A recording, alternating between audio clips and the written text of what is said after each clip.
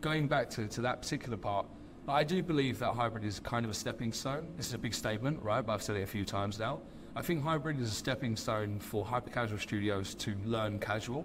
And hybrid is like the 0.5 or the V1 of all of these teams actually. Mark 1. Mark 1. Because everyone basically wants casual, evergreen games. Like we want games that are in market for 4, 5, Everybody's 6 not years. talking about forever games. This is no bullshit gaming podcast, 2.5 Gamers. Sharing actionable insights, dropping knowledge from our day-to-day user acquisition, game design, and ad monetization jobs.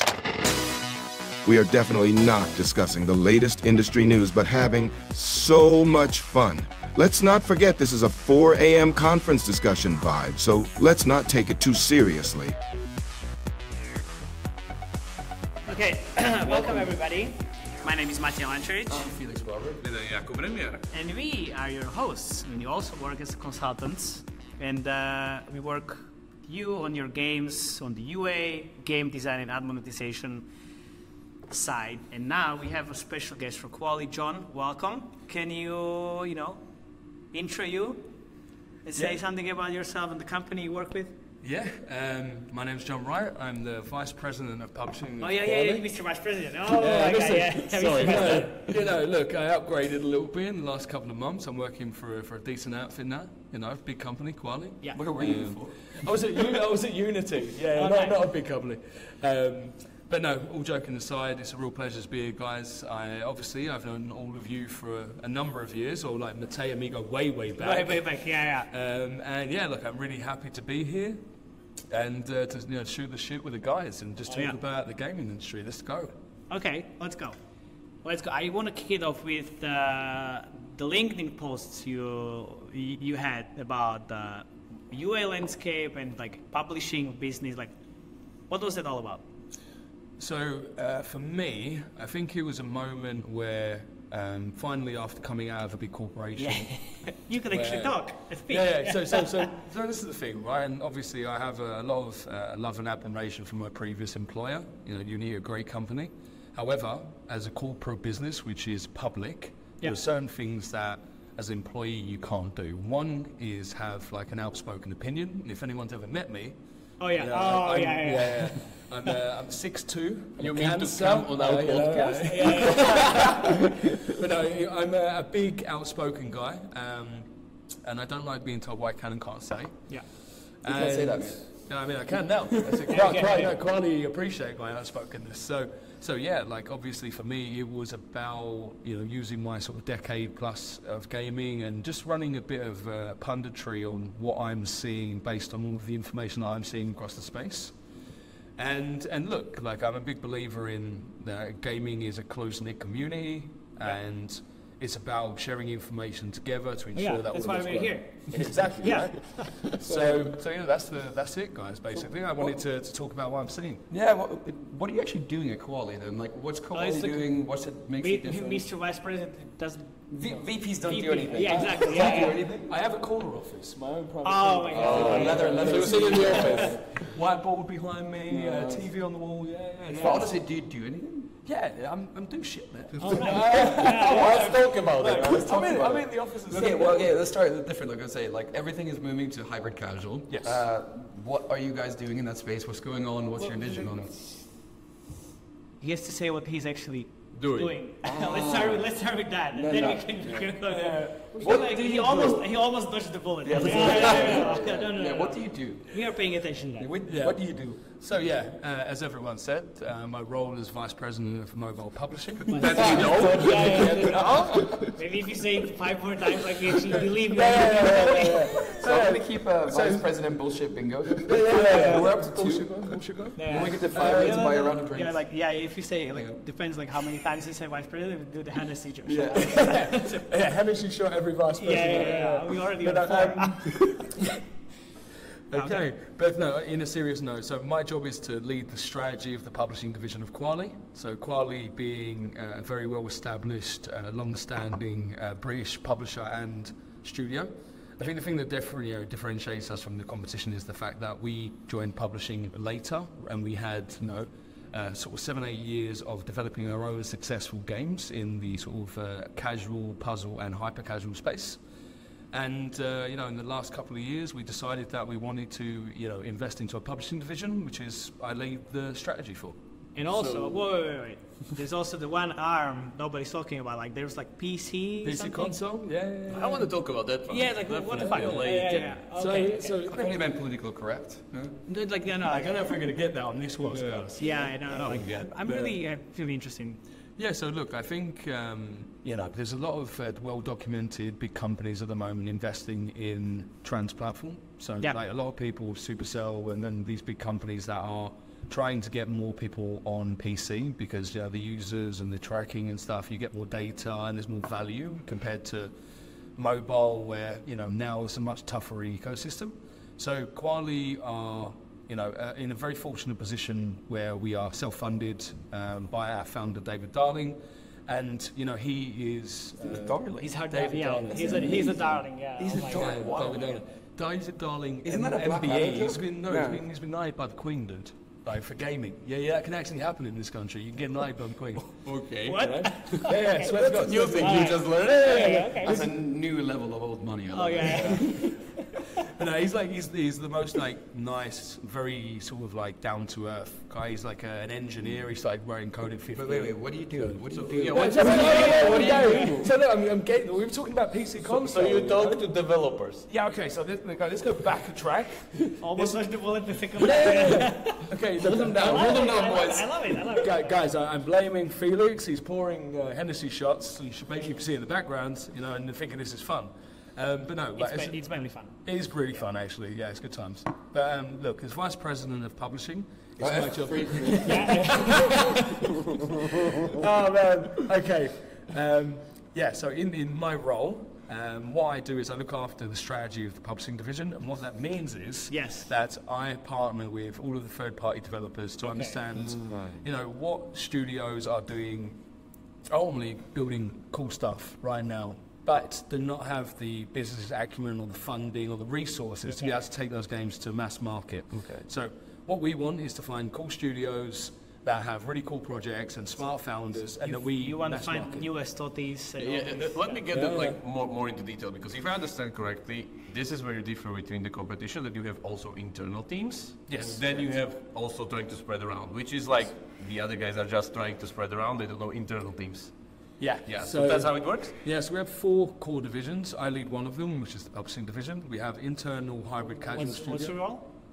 I'm not saying full time, but I'm about to give everyone 20 minutes. Continue.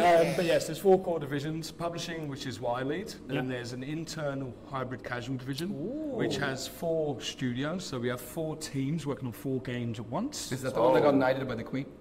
No, I mean, look, he's the president. Finally, no bullshit stuff is coming out.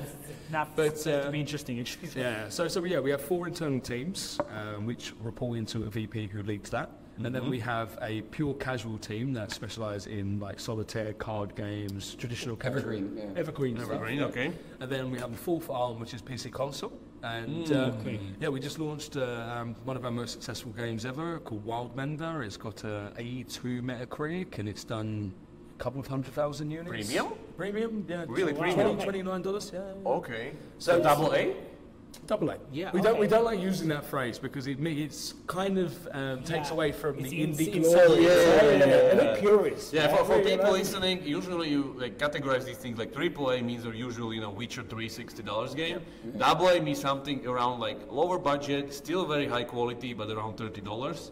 And then you get all the way to indie and So yeah, exactly. So that's very interesting. Yeah, look, and it's a completely different thing. It's fairly new, last 2-3 years, but we have a portfolio of 4 or 5 games that we market now, and we have 6 or 7 coming out over the next 12 months in PC console. So let me get this straight. So those PC are again internal studios, not external. No, so the PC is publishing actually. So publishing, not internal. Yeah, so we don't have an internal PC development team. Yeah. Just because obviously there is obviously highly expensive. So you're trying to get another little company, another pal world around the corner. Can you hold this for? Yeah. Sure. It's look, at the end of the day, same as we do in mobile. It's important to try and give the underdog their shot. Yeah, of course. And then look, just because they're a small company doesn't mean they can't make amazing products. Of course, like especially this, like the start of the year, I keep hearing about PC success after PC success after PC success. Okay, what's the new game? Pokemon with Palworld. Pokemon with guns. Pokemon with guns. 700 KCCU or 800. No, it was 1 million. 1 million already. It was 1 million. We already had 2 cannons. But like Pokemon joke, y'all. To be honest, I have like literally few friends telling me that they're switching from mobile to like mainly focus on PC. And coming from expertise because it's just like greener pastures currently. Yeah. No, Seriously, I'm hearing it. I worked with one company who was just mobile only and mobile first, and then they said, look, fuck mobile, let's go to PC. And like they made like the people like 2 years ago, and I've been making it for Man, honestly, Steam and mediation PC. setup on PC is so much easier. There's no walled gardens. It's so much easier to make a lot more money on that. Yeah, like But free to play PC games. Yeah, but it's honestly you can set up mediations like waterfalls that are just so much more competition in them. And You it's can like, do. so the main thing is right now, like with Iron Source and Max, right? Like you're in there bidding, right? So if you think of the bidding stack, it's like bidders, but on desktop you have bidders, and then you can build up your own post-bid, pre-bid, and like a pre-auction.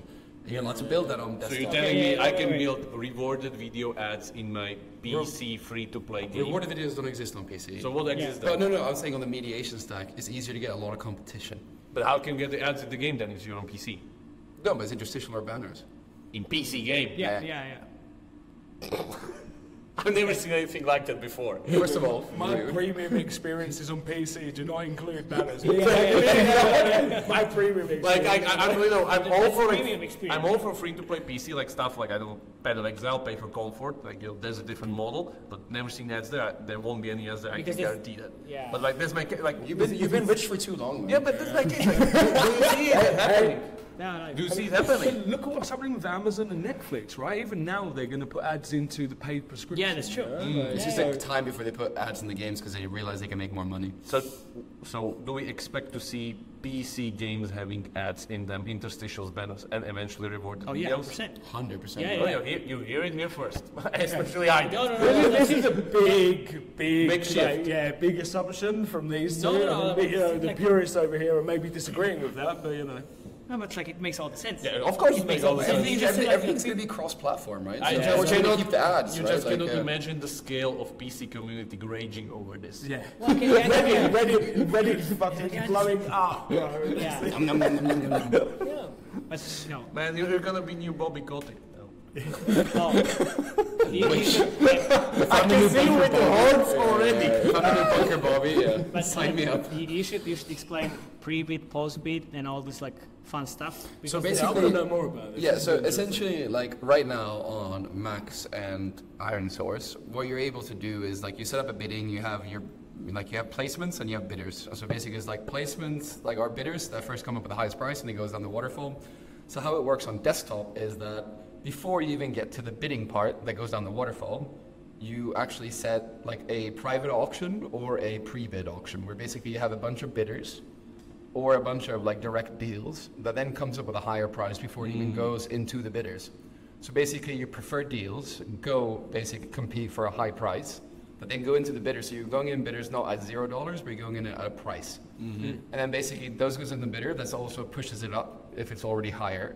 And that goes through the waterfall, and you see basically what comes up at the highest price. And then after that, you send it to a post bid, which means that a post bid, which basically means that you take the highest bid that you got out from that process, and then you basically set up like more demand inventory, the bid on that inventory. Okay, so in layman's terms, you selling your shit not on the street, you're selling it inside for a higher price. No, but and then when you go onto the street, it's already what on you that do on price. desktop is you put up the same people in pre-bid, during the bid, and then also post-bid. So you have the three same networks bidding. You squeeze them 3 times. Yeah. Genius.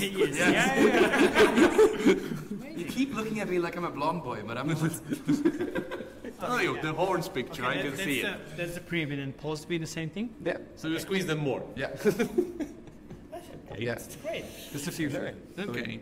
Look, everyone needs to make more money right now. Yeah, of course, like the margins that's are the going thing. down, that's the problem. Now, like that's all the discussion I had, like here, like oh well, you know, people think like it's for fun. It's like, you know, we make games for players. Like, yeah, need to Like make money. commercial products. Yeah, it's business. It's business. You need to pay the bills, guys. Exactly. Yeah. Like, you know. The business of games, dude. It's what we're in, right? Yeah, like, the best thing is like, oh, well, you just go to the grocery store. Like, you want to pay. It's like, hey, well, you know, my game's fun. Yeah, pay with your attention. Try. Yeah, exactly. Yeah, but Retention doesn't pay bills. yeah, exactly. That's what I've been talking about always. But yeah, it's okay. That's true. Now, what the hybrid casual shit? That you know, that's really important. When are we going to see you on Remo's on our list? Yeah, when are we going to see when are we going to see Koali on Remo's list of hybrid casual games? I'm hoping very soon. We've got like a couple of projects that are looking very interesting. I know you mentioned like 5 games that you're working on. Do I sense a template? You're good. Yeah, we'll see. No, but look, this is the thing with Koali, because we have the internal and the publishing, right? So there is no template, because we're working with external companies as well as sort of using our own ideation to bring different types of games By to the way, market. even say games are using templates across different studios. Not with meta, but with core. Yeah. They're translating the core around. Yeah, look, The ultimate question, John. Do you have a core team that is only working on the back end and you know the tools, not on games? we do have a tools team, yeah. That's your template. Here it is. Thank you very much. Does that mean you have an SDK that basically is all of your games? That we're basically We have the everything? Koali SDK that has everything. Yeah, apps Spyro. There you go. There you The go. full shebang, guys. Okay, Yeah. nice. Okay. There's the template. Wait, just for our Thanks listeners, very much for listening. but what benefit for our listeners does that bring, having that? So, I mean, the Koali SDK literally has everything in it in terms of like the Facebook SDK, so we can do testing, the Outlier SDK, so we can track data. Brings the speed. And yeah, exactly. So this is the thing. A lot of these smaller developers, again, purely talking about publishing now, a lot of these people don't even have the money to buy about the third-party software. Yeah. Right? So they're using Facebook and just tracking from that perspective, potentially. Yeah. If not, they're using, I don't know, GA or something similar, right, free. Google So- Analytics. Yeah, Google, yeah, exactly. And so like the Koali SDK allows them, to, as well as us, to actually see all of the data to be able to understand if, as Jakub, you know, like, is this going to be a commercially successful business? Like, is this a game that's going to drive profit? And whilst obviously we're very passionate about the product, we all know, and we've been in gaming long enough, that some of the best looking games we've ever seen never went to market, and some of the best games never were successful. There has to be balance between making the most fun games and making ones that can actually pay Work on bills. some of those. Yeah. What are the like KPIs for commercial success? $1 billion. Yeah. Come on. No, seriously. For you. No, so, I mean, for us, What obviously, are you looking for? yeah, look, CPI day one. yeah, I mean, look, CPI and stuff like marketability is not as popular as it once was, guys, Yeah, right? Like, anymore. No Yeah. more hyper casual. exactly, right. Let's put it out there. Like, even if you get a 40, 50 IPM, the game could be a failure. Which, 2 years ago, you got 40, 50 IPM, you were making money, top of the charts, like you were making. You're going to success. Zerk to set up a bank account. That's it, Joe. You're making 7 figures off the back of that. But now, obviously, the complexities of games and meta and everything that Jakub was talking about is only super important because, you know, that brings the increase in the LTV that allows you, one, to actually do UA in this harsh environment. Especially blended UA. But yeah, like this whole setup and hybrid for me, going back to that particular part, I do believe that hybrid is kind of a stepping stone. This is a big statement, right? But I've said it a few times now. I think hybrid is a stepping stone for hyper-casual studios to learn casual. And hybrid is like the 0.5 or the V1 of all of these teams actually. Mark 1. Mark 1. Because everyone basically wants casual, evergreen games. Like, we want games that are in market for 4, 5, Everybody's 6 now years. talking about forever games. Forever games, like, Forever games. But the thing is, you need to have the speed. That's the power of hybrid casual. You need to preserve some of that very fast hyper casual speed. You're right, the balance. Okay, needs to be but there. how the balance look like? What? How the balance? You have a Look like- template. Okay, but if you don't have the template yet, you know, like That's you're slower. 50-50 monetization. okay, but people are really like testing testing hyper casual games like 2 days, whatever. Why are you attending Games from Barcelona 2024? Share insights and knowledge. Have all gaming experts in one place. Networking, great lectures. Meet new people to learn more about the industry. Games Forum is one of the best places to get mobile marketing insights. See all the conferences and panels. Staying up to date with the market. I'm gonna meet their amazing people, the experts in their field. Insights and networking. Register now and join 500 UA, product and admin managers at Games from Barcelona, February 7th and 8th.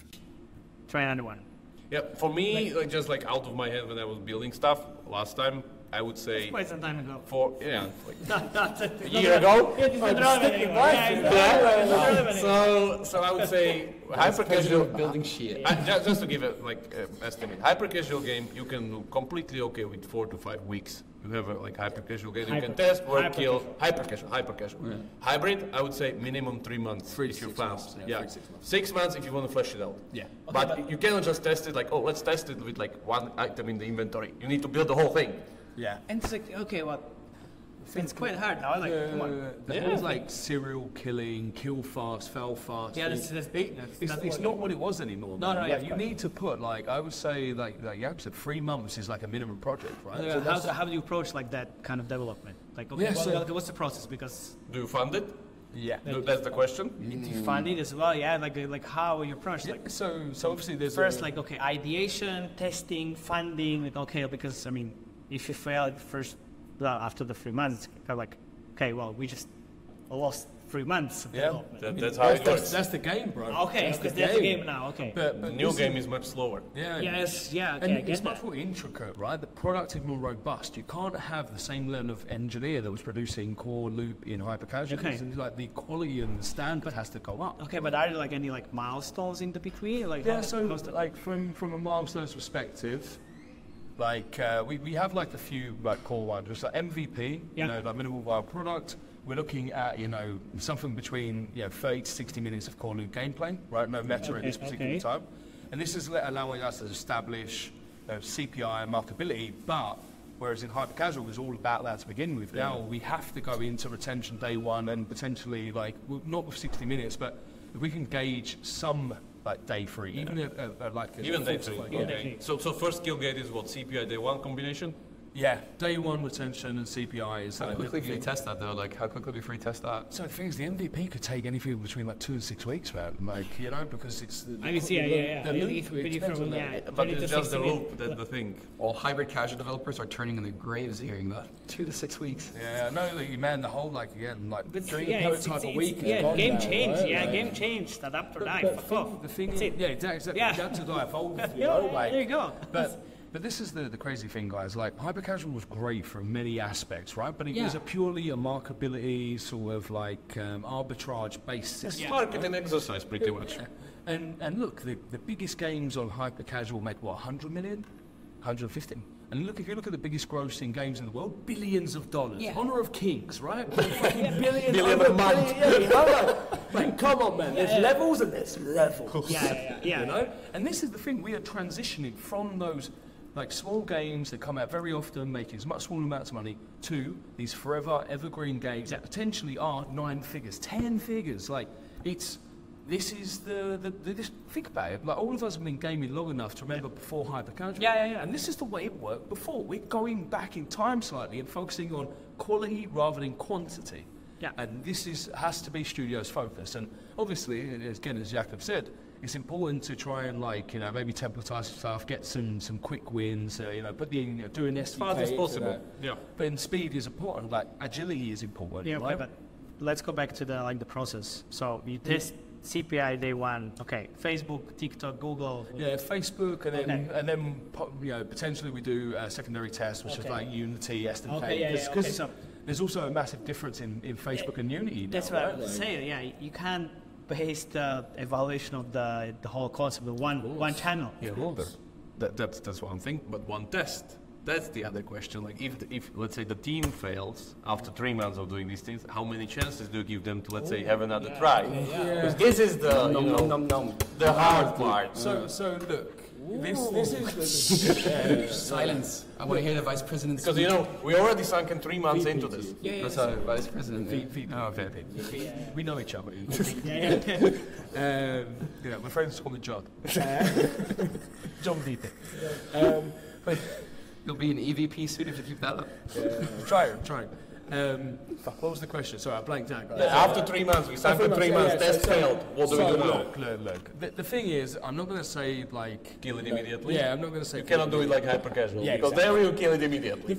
This is the toughest thing with hybrid, I think, is that you get some amazing projects that actually have deep meta, and you start testing them and you think, God, this is going to be amazing, right? This is like actual, like, I didn't particularly like hyper casual because I'm a hardcore gamer. I think a lot of us who work in the space wanted to work on projects that had memory and people could relate to, and you wanted to build something that your friends in a bar would be like, yo, look at this is amazing. Yeah. But hyper casual wasn't that. Yeah. Hybrid is getting closer to that, right? It's getting there. It's getting there, let's say. Yeah, so you can be want to be proud about this, but at the end of the day, again, the teams who are putting these hybrid casual games together are more technical and a better quality, and it's either the teams that will do hyper that got better or not. But what do we do? Do we kill it or no? Okay, so it's important. No, but yeah, context is everything. Okay, for sure. But for us, we try and establish long-term relationships with our developers. So our number one developer we have launched 5 games with, right? Mm-hmm. And we're very proud of that because we believe in long-standing relationships. That's part of the message of our team. So if we invested, let's say 40, 50k a month, in terms of what we would invest. Burn rate. Yeah, burn rate, right? Okay. And then after 3 months, you've invested 150k. And this team have done everything they can and have listened to every bit of advice. So we have product people, right, who are analysing, we have insights people who are literally going down with updated GDDs and saying, okay, we've looked at the game, we've looked at the market, these are the things we do. If that collaborative effort, right, that partnership, we do everything we can and still that game is not successful, it's not the team, it's the game, right? And you have to revisit that. And sometimes you can pivot and obviously change the initial game, or it's back to the drawing board now. But losing successful at that stage. So the KPIs. So at that stage, we would say you would be alpha being up to 4 hours of content. Okay. Okay. So MVP, what, 14? No. So do you know what, dude? It's very interesting now because I'm seeing some games that have 30% till day one. Yeah. But the long tail LTV is really strong, right? Because we're going into the casual. Yeah. So like having if I have 30% day one, but 10% day 30. Shape of the curve. Shape of the curve. We're talking now. Okay. Yeah. So this is the thing. It's not about like the hyper casual like hockey stick curve and die. This is like a longer, mellower curve, long term, right? It's not as sexy though. It's not. Yeah. Look, it's not as sexy. Yeah. Well, it's sexy when you make money long term. Yeah, exactly. 3 months in, we're making what? Still got more money coming from these jerseys. Yeah, that's quite sexy. Tricky question then. Would you reskin the game into a different team and iterate it, for instance? For instance, as Toti has the same game in 3 different variations on their account currently. So it's something that we. I know the backstory, but I can't help. So this is a tricky one because. This is a moral dilemma, right? Yeah. So we value the partnerships with the individual studios, right? I don't know if it's set up and how they do it. But you can do it with the same studio. It's the same studios, so we do iterate different things within the same studio. I wouldn't give a project that someone put 3 months into to another studio. Of course, that would not morally studio, let's say Alien Invasion. What I'm getting at is Alien Invasion, because Alien Invasion had pretty much the same game with like a fishing team. Looks perfectly, worked perfectly, didn't do shit. But then they changed the game a little bit. It's pretty much the same game, just Alien team, bam. Yeah. Same studio. Yeah. I mean, you're going back to like the Vampire Survivors sort of scenario, right? But you do it much faster on the second try because you already know. Yeah, and look, you iterate, you move on, but this is why again, even like, so again, I've worked with studios recently where we've invested 100k, 150k, and they've failed, right? Yeah. And so you still work with them because it's all about also the execution fit and the execution and the working together and them knowing your process and. At the end of the day, you already invested. Exactly. Know each other.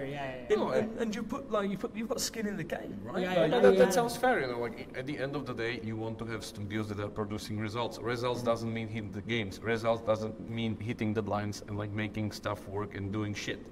Because we all know 90% of stuff we all do goes to trash. That's how the industry works. If you're Supercell or not, doesn't matter.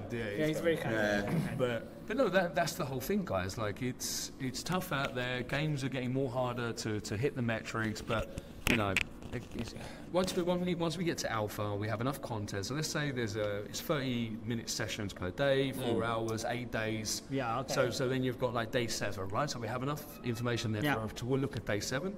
And then from day 7, you're kind of in it or not, right? Like it's if the day 7's good, then it's about continuing to add content and improve that content wheel from 4 hours to 8 hours to 12 hours, and then what day 7 mean? 15, 10, 20? Yeah, so 14 to 16% is probably like a good one. Again, really, if you that's nice. Yeah, and then you want again the trend line to be mellow, right? Okay. Like, so when it gets to like day 30, you still want like 8 to 10% at day 30, right? And then this is a casual game, right? This is nothing matters. 10% day 30. Do you look at ad metrics at that point, or only retention? No, we're starting to, yeah. So after the point of alpha, between alpha and soft launch, like the monetization goes in, and then like, we're looking at the shop, and we have conversions. Exactly. So we have like from our tools team, we have the ability to put all this stuff in quickly. Testing US. US, yeah. Okay. So this is also. Is that back? Oh yeah, tier one. Tier one. You don't any more testing somewhere else. But the thing is, and maybe from a product perspective, maybe if you need some DAO to test the feature, you go tier 3. Matchmaking and stuff. Yeah. But it's all tier 1 now, dude. Yeah. The thing is, like, what I'm doing is also like market testing, US. Then if you're like, okay, well, this game has likes, and we are going to soft launch, drop US, and then go to like tier 2, and then afterwards tier 1. Because I mean, at that stage, you don't need US anymore. But if you want to test your market, the US. Yeah, you need an actual view of what your LTV is, right? There's I don't care who you are. You could be the biggest gaming company in the world, but your modeling from tier 3 to tier 1 is never going to be accurate. I don't believe in that bullshit. No, really. I've never seen it's outdated nowadays. Fun while it lasted. More Canada for you. Dude, that does mean, like, from a publishing perspective, you've got to understand that we've gone from spending a couple $100 to thousands of dollars on UA. Tier 1, it's tier 1. Yeah, it's expensive. So that's the thing, like, some of the, not only are we spending maybe 6 figures on the production and dev funding, we're also spending 10, 20K on UA, right? So these are all additional sunk costs that we have to factor into the commercial understanding with the studios and how we actually go to market. Like, you can't just it's not just a couple of $100 and you can't throw it away. Like it's generally like serious money. How do you actually go to market then? Well, this is the other thing. Like in hyper casual, you would do like a hard launch, right? When I say hard launch, I'm talking like put loads of money behind it, even potentially being like ROI negative. To get into the top, right? Then once you're there, you get the traction, halo effect, K factor, whatever you want to call it, right? And that was part of the calculation. That's how me and Matej did the UA, right? It's like eventually you would then reduce the CPI. And you would make profit, but it was all about like getting that K factor. And obviously, after the store changes and everything else, that just diminished.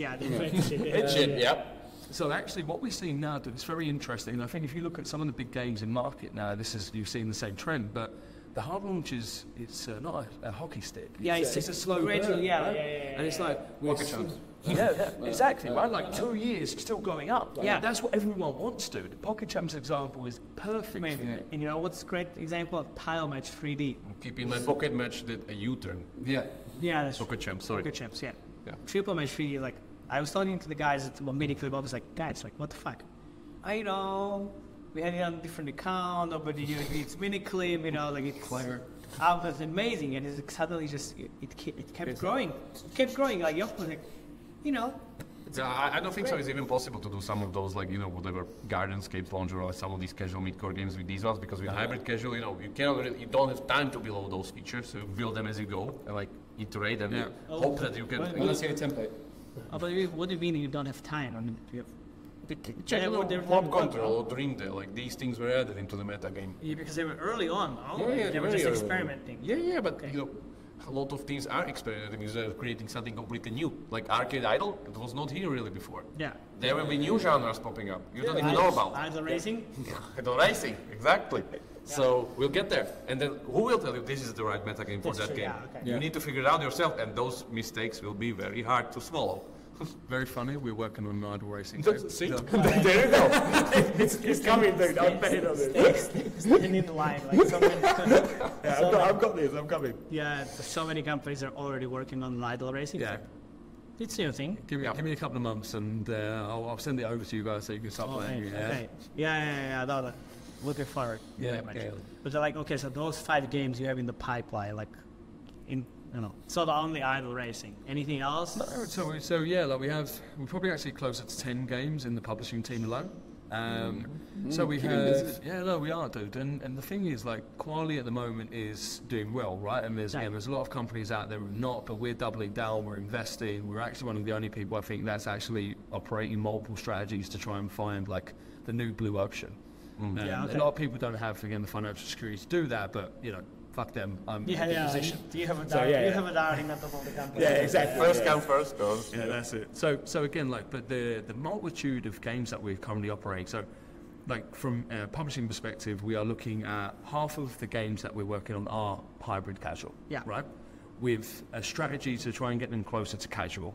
What does that like the hybrid casual word mean to you? Is it just Is that 50-50 split you're saying, or is that what are you saying? Necessarily. So obviously, for me, it goes down to monetization, which I think most people's sort of turn it. Hybrid casual is the revenue profile more of a genre. Yeah, exactly. So there's two main things. One is adding meta, right? Like meta makes it hybrid. Like, and two, it's having anywhere between 30 to 50% in-app purchase rather than in-app ads, which we know in this current climate and privacy coming, all of that stuff, this makes you more like recession-proof. But even the players are more invested because they spend money on it. Yeah, so they stay around for longer, right? Yeah, There's yeah. a knock-on effect. Yeah, in your definition, what would the retention profile look like? Day 1, day like 7, day 30. Like what does that look like for hybrid casual? Hybrid casual. Hybrid casual, yeah. So again, it really because hybrid casual is not a core definition of genre.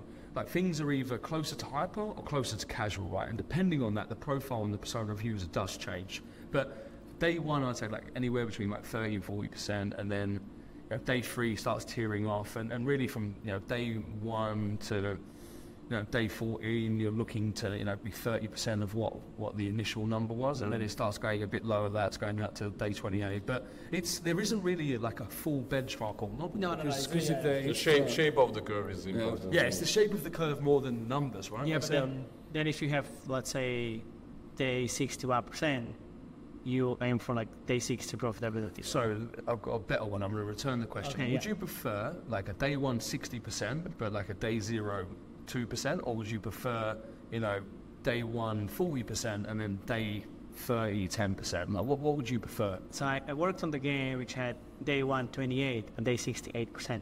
Yeah.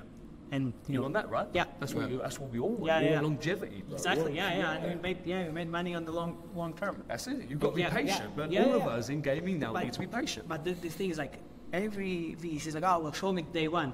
Like, what the fuck is Nobody this cares about this one in the end. It's just part of the milestones. Yes, nobody cares. They had a template. That's what VCs yeah, do. VCs have a template. Slower. But the thing is, like, people need to hear this because everybody's obsessed with, oh, well, day 1, I have 30%. Like, it's the wrong question. Day 1 is just a reflection of your core gameplay. What's the ratio between day 1, day 3, day 7? Like, like the shape of the curve. Yeah, not to plug my man here, but if you want to hear a very good talk on monetization, listen to his Deconstructor of Fun, because he basically said the same thing. Like, if someone comes to me and says asking about eCPM, they don't really know what. Yeah. No. I used to work in a network. If someone comes complaining to me about eCPM, generally you, from a network perspective, assume that person is not very knowledgeable because it's fill and eCPM that gives you the ad revenue.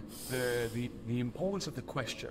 Like, you asking the person the question shows if you know what you're talking about or not. If someone comes to me and says day 1 is the most important thing in the world, I'm like, well, okay, you kind of don't know what you're talking about.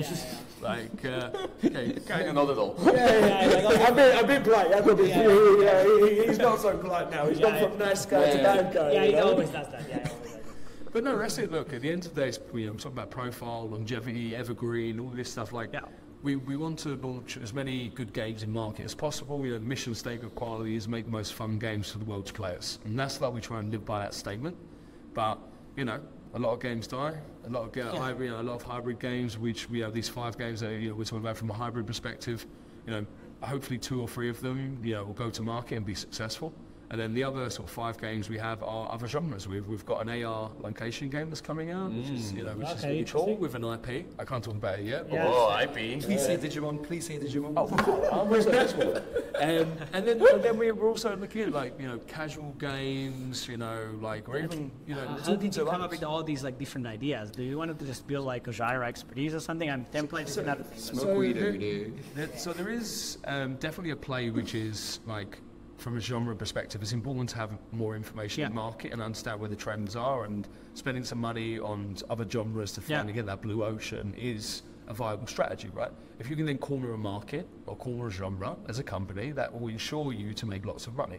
So there is part of that, but ultimately, we have the ability to do testing in different genres, different people, different countries, and you know, even if you spend money and lose, you've still learned, right? And it's the evolution of that process in your game. Let me just stop you there, because this is like the most important thing that I think 80% of people don't get. You spend money and you lose, but you learn. Yeah. But what do you learn? Say that again. It's such a good fucking point. So you point. spend the money, you lose, and you learn. Thank you. And you need to learn. Okay. A lot of companies don't learn. Yeah, and what is that learning from that? Like, that's important.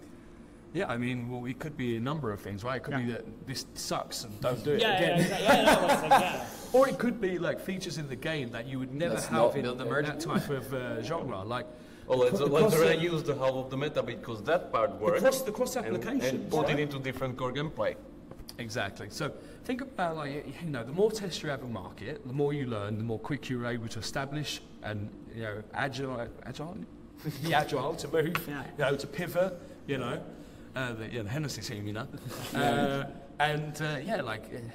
this is what you've got to do. Like, and then don't get me wrong, there are other publishers in market that are, you know, going laser focus on a particular form of hybrid casual right now.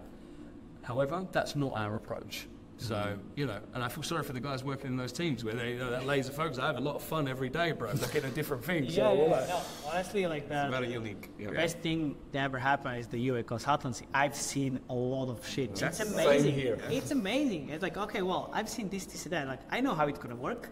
It's perfect. Yeah. It's perfect. That's it. You use those examples and those real-world experiences in another way, right? And you can have a hypothesis based off stuff, right?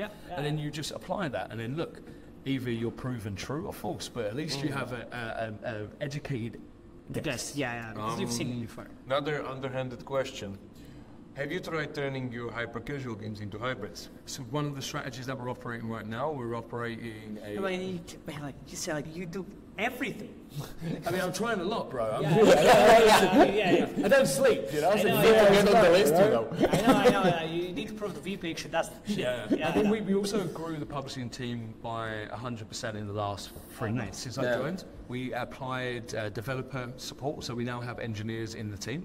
We have, you know, like product, production, also game art, game design, and, you know, traditionally, like as a strategy perspective, now we were traditionally doing like standard third-party publishing, but there's also a case of now we are, you know, looking at games in our back catalogue, which we can hybridize. We're looking at other people's back catalogues that I can acquire and hybridize. And we're also doing code dev, right? Some like solo devs and stuff like that. Spoke to 2 developers here at PGC that actually that like hyper teams have been very successful in hybridizing it right on the spot. And how do you do that? You add metagame. Yeah, that's it. Add metagame, you change the game, you PvP. keep the fun in core gameplay, retention needs to stay the PvP same, in class. get better in long tail, and add spend depth. Okay, fair enough. But this is all viable strategies, right? Like I said, the industry is evolving. Yeah. Launching games has never been so hard. So you have to have many strategies to find out which is going to be the future. All your lottery tickets, you need to scratch them all. So can you, basically, before we wrap up, can you say 3 tips that you give to developers right now? Jesus fucking 3 life-changing tips again. No, it's not 3 UA tips. Not 3 UA tips, it's actually 3 game design tips. I'm making fun of you. I know. You say like find Jesus? Like, please. No. What do you want from me, man? Like, you know, just spring that on a guy, like, at the end of the podcast, no prep. No, maybe let's do it different. No, I could give some stuff. Yeah, okay. What are you complaining about? No, just because you caught me off guard, man.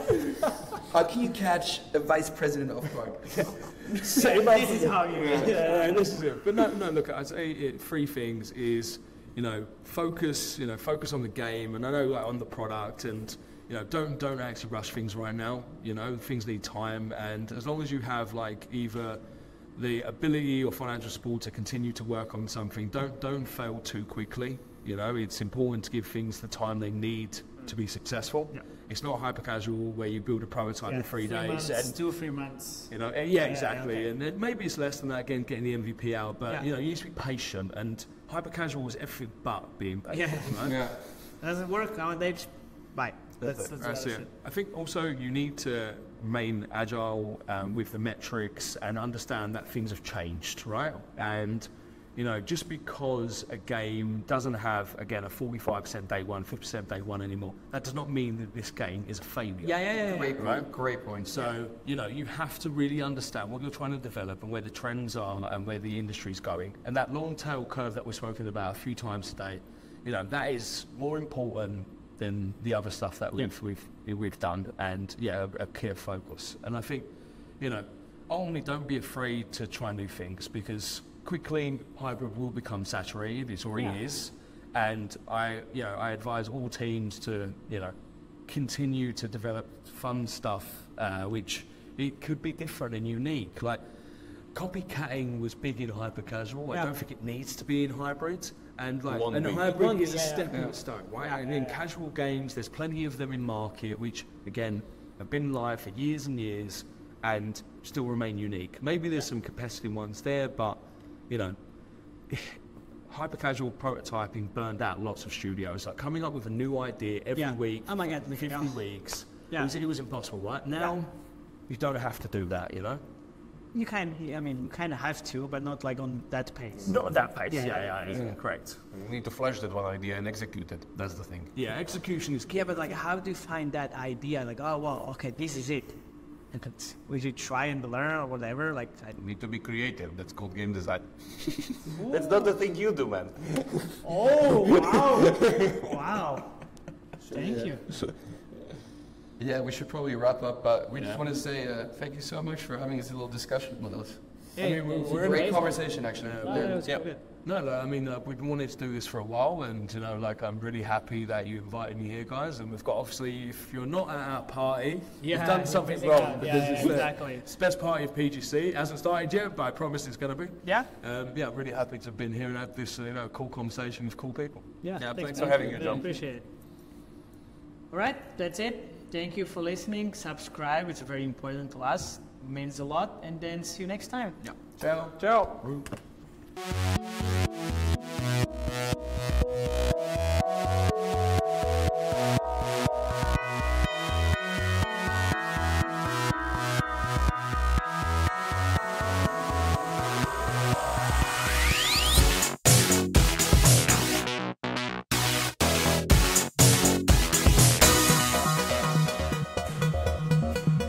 That song before, it's very well.